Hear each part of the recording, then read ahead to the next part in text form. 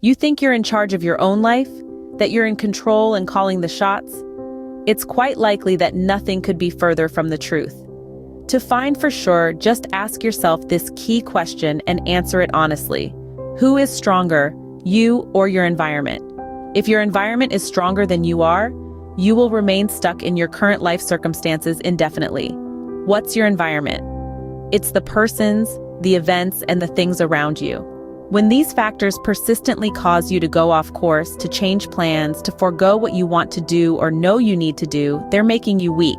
For the average person, life is a constant string of caving in to other people's agendas, breaking even the promises they've made to themselves, fear-based decision-making, and living with the constant, barely conscious regret of having betrayed their own potential. What's the opposite? It's dominance. Dominance is an inner stance toward life that is eager to advance, thrives on challenges, and revels in conquest. It's the very opposite of what most people today find within themselves, a cowering mentality of just trying to get by and avoid pain of any kind. Let's talk about dominance for a moment. In our society, being dominant has a bad reputation. People associate it with aggression, violence, and not playing nicely with others. Yet all high achievers are dominant, especially in those areas of life where they excel. This doesn't mean they're extroverts or the life of the party, though. It just means that when they're focused on what they are doing, on what's in front of them.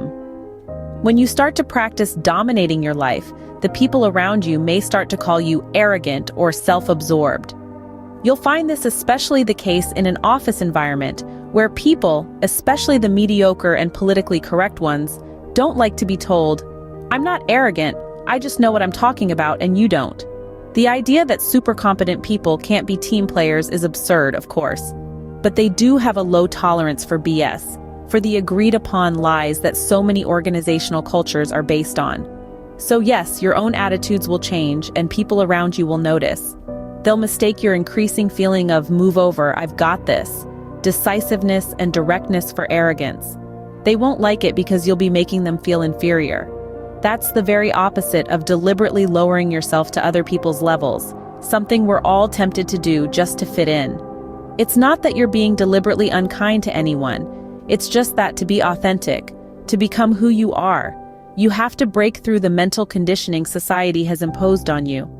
The moment you truly start to integrate mental dominance into your life, your whole world changes completely.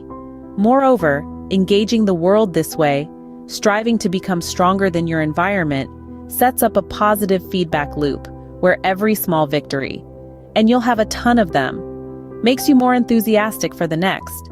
Cool, so how do you do it? This simple exercise will get you started. Plan one half of your workday in advance, what you're going to do and accomplish. Then, 1. Do everything possible to be unavailable. 1. Refuse interruptions, and if you do have to respond, make it, "I'll get back to you." 2. Decide what level of external urgency would get you to change your plans and don't surrender to anything less. This is just the beginning, but it will give you a taste of what it means to dominate your mind and your environment, as well as how persistently your environment tries to own you and your time. Be sure to tune in tomorrow for day 5 of the 1-week challenge.